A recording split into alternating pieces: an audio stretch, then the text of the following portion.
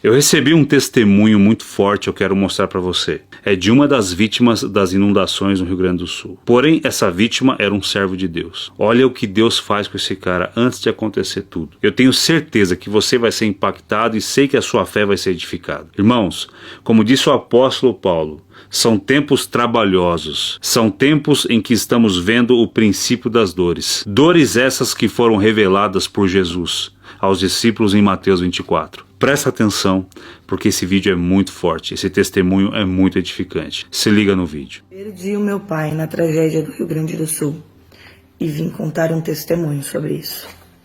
Eu sou Camila e hoje eu vim relatar para vocês como Deus nos avisou que levaria o meu pai e como meu pai faleceu nessa tragédia do Rio Grande do Sul. Então não sai daí, escute todo o vídeo, para que você entenda o que eu estou falando. Não tente adivinhar, não tente supor nada e não tente achar que é loucura da minha cabeça, porque não é, foi real e eu tenho que compartilhar isso com vocês.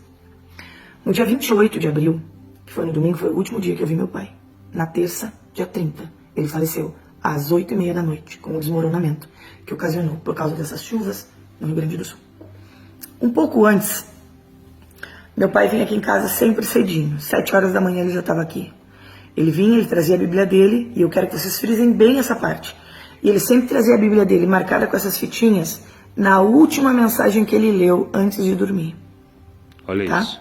Pra gente conversar sobre isso. Meu pai é evangélico desde 1994 ou 96, não tenho bem certeza. Semanas antes do acontecido, o meu pai chegou e falou assim pra mim, ele estava bem assim, pensativo, meio choroso, e ele disse pra mim assim, nega, Deus falou comigo essa noite. E eu digo, como assim, pai? Ele falou, Deus falou em sonho comigo essa noite. Eu vi o pastor que me batizou, e ele estava com um rodo, puxando água debaixo da minha cama.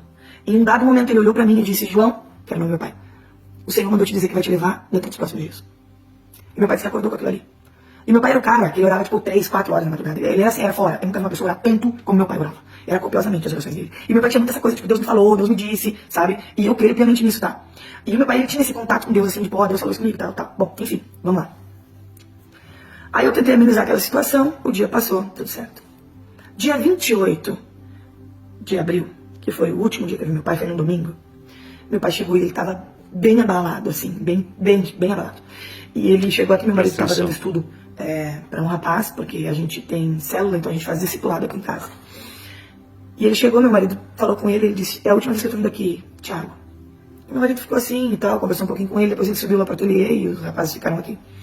E ali ele começou a conversar comigo, enquanto eu fazia meus artesanatos, e ele disse, é a última vez que eu tô vindo aqui, é a última vez que eu vou ver vocês, porque o Senhor essa noite. Meu Deus. A voz do Senhor entrou no meu quarto, e eu ouvi nitidamente o Senhor dizer que ia me levar. Eu não sei se não é essa noite que o Senhor vai me levar ou nos próximos dias, mas eu vou ir, porque o Senhor falou que vai me levar. E uma das maiores preocupações do meu pai, que ele frisou nesse dia, como ele frisou nos dias anteriores, era, eu só peço que se Deus me levar, que ele leve os meus animais junto comigo. Meu pai tinha 2 cães e 3 gatos, meu pai era apaixonado por bicho, vocês não têm noção. Ele era assim, se ele pudesse resgatar todos os animais, ele resgatava, sabe? Então ele disse, porque eu sei que ninguém saberia cuidar dos meus bichos como eu. Então essa tem sido a minha oração pro Senhor. E ele estava muito triste, como se ele estivesse se despedindo mesmo, e ele estava. Meu Deus. E ele falou para os meus filhos que o vô não ia poder vê-los crescer. Falou para minha filha na mesa, na hora do almoço. Ele pediu perdão para minha filha de 8 anos. E ele disse, filhinha do vô, porque ele sempre chamava meus filhos assim. Perdoa o vô. Aí ela ficou olhando assim, perdoa do quê, vô? Aí ele perguntou, perdoa o vô. Porque o vô não vai estar aqui para dançar a tua valsa dos 15 anos contigo.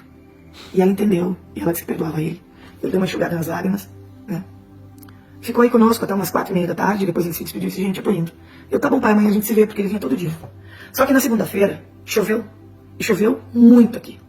Mas como aqui é um lugar que chove bastante, eu disse, tá, hoje ele não vai sair porque tá meio frio, choveu, né? Eu sempre mandava de noite pra ele algo pra ele jantar, e alguma coisa, caso ele quisesse ficar em casa no outro dia, pra ele não precisar fazer comida. E na terça, meu marido veio do serviço, se teu pai não veio, eu disse, não, mas eu preparei uma viandinha bem quentinha, fiz um bolinho de milho que ele ama, fiz macarrão que ele amava minha massa. E eu disse, leva ele pra ele, meu marido disse, sim, eu vou levar ele, já comprei uma vitamina pra ele, porque ele estava se sentindo meio fraco, vamos levar pra ele. Meu marido chegou lá, entregou pro pai, eu disse, amanhã, seu João, que seria feriado na quarta-feira, eu venho lhe pegar perto das 9, porque o senhor não precisa acordar tão cedo, pro senhor ir passar com nós, tá? Tá bom, combinaram tudo. Beleza. Agora eu quero abrir um parênteses nisso aí. Nesse dia, na terça-feira, foi um dia muito diferente pra mim. Eu acordei com um sentido diferente no meu coração, como se eu já soubesse que algo ia acontecer. E eu estava desinquieta com aquilo. Ao decorrer do dia, eu ouvi 2 pregações que falavam sobre luto, mas uma, em específico, mexeu muito comigo, e eu gostaria de compartilhar isso com vocês. A pregação da pastora, missionária, não sei, Helena Raquel, no Gideão Missionário, tá? Ela pegou essa passagem na sexta-feira, só que eu só assisti na terça. E você assista, e você vai entender o que eu tô falando. Ou sobre isso, Deus eu tava já vai entendendo o que ela tá falando com aquilo preparando a ali. pessoa. Sobre luto, sobre não mostrar assim o luto, fazer, sabe, coisas. É muito forte essa mensagem, eu gostaria muito que você assistisse, tá? Procure lá. E aquele dia foi assim, meio esquisito. Quando chegou de noite, tá? Era 8:55 da noite, e eu tava escovando meus dentes, quando uma vizinha ligou. E disse assim: Mila, teu pai foi soterrado. E só se ouviu os gritos de desespero. Gente, eu fiquei no estado de nervo, eu comecei a tremer. Porque a ideia de tu, sabe, pensar que teu pai morreu, gritando desesperado por socorro, me sufocava. E eu dizia, Deus, que ele não tenha morrido assim, sufocado, que ele não tenha sentido dor, que, sabe? Porque as coisas que tu, no desmoronamento, tu sabe que é impossível, assim, é tipo 0,0,1% de chance de alguém ter sobrevivido. Mas ok, eu confiava em Deus, e se fosse da vontade de Deus que eu tivesse sobrevivido, ok, eu creria no milagre. Mas agora vem a parte mais assustadora. O pai foi retirado só na quarta-feira de manhã. Ele ficou toda a noite lá. Só que era 1h da manhã, eu, meus irmãos, meu marido, estávamos de vigília naquele lugar. A 1h da manhã, uma voz ecoou dentro de mim assim, ó. E essa voz me disse, não te preocupa. Ele foi levado antes da casa desmoronar. Aleluia, eu conheço essa voz. Eu digo, Senhor, eu tô ficando até louca. Sabe, porque a situação como um todo te faz pensar que tu pode estar ficando doido.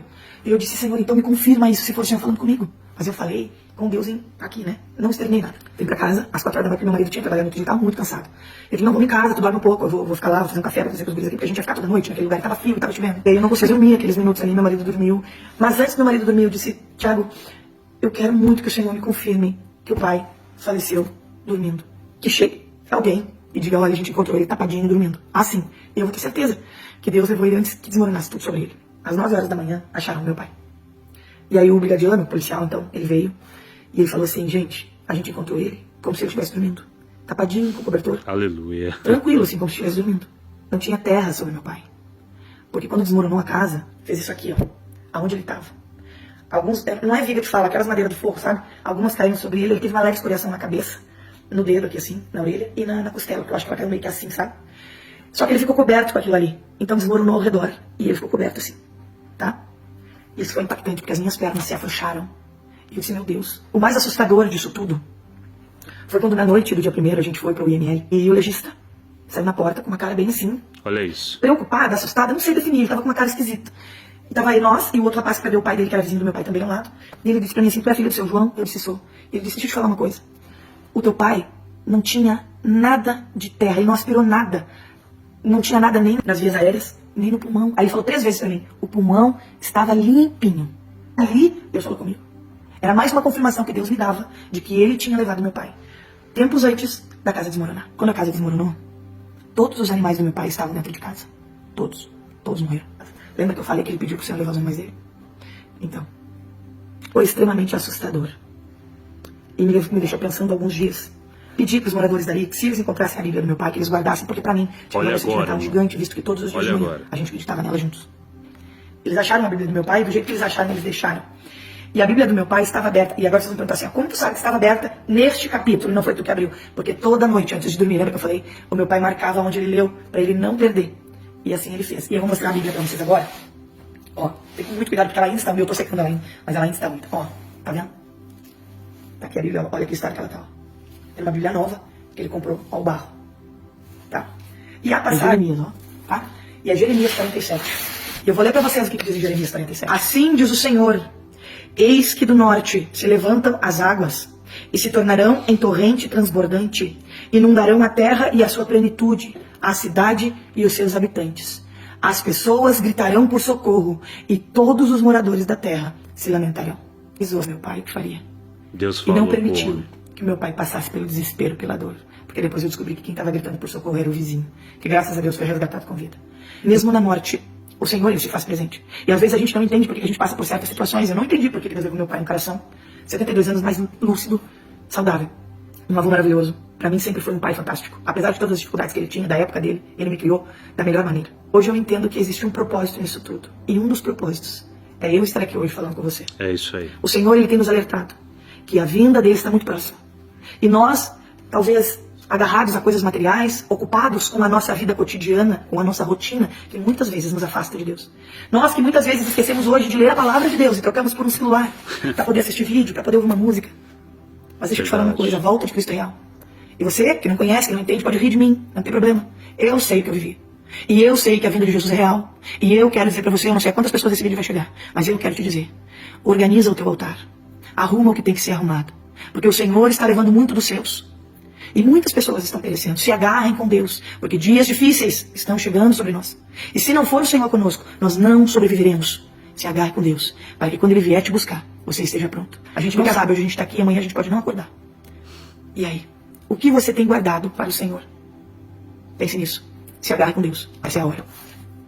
E é esse o relato da morte do meu pai e o testemunho de como Deus avisou a nós que Ele daria. Que Deus te abençoe. As situações boas e ruins virão, mas Deus faz a diferença. As situações boas, situações ruins virão sobre todos, mas a diferença é você confiar no Senhor e estar apegado à sua palavra. Você vê que momentos antes de acontecer, Deus fala com o servo dele que ia acontecer. O servo bem provável que deitou na cama já esperando o que viria, já sabendo o que Deus faria. E antes de tudo acontecer, o Senhor já havia levado ele. Glória a Deus. Esse é o sonho de todo servo de Deus. Partir para o Senhor em um momento muito especial, em um momento em que está você e Deus, partir para o Senhor em paz. Então fica aqui esse testemunho que edifica os corações e o alerta que a irmã dá a respeito da vinda de Jesus. Os sinais estão acontecendo. Presta atenção, fica esperto, põe a tua vida no altar, se conserta, se arrepende enquanto você tem tempo. Busque o Senhor enquanto você pode encontrá-lo. Em nome de Jesus. Até o próximo vídeo.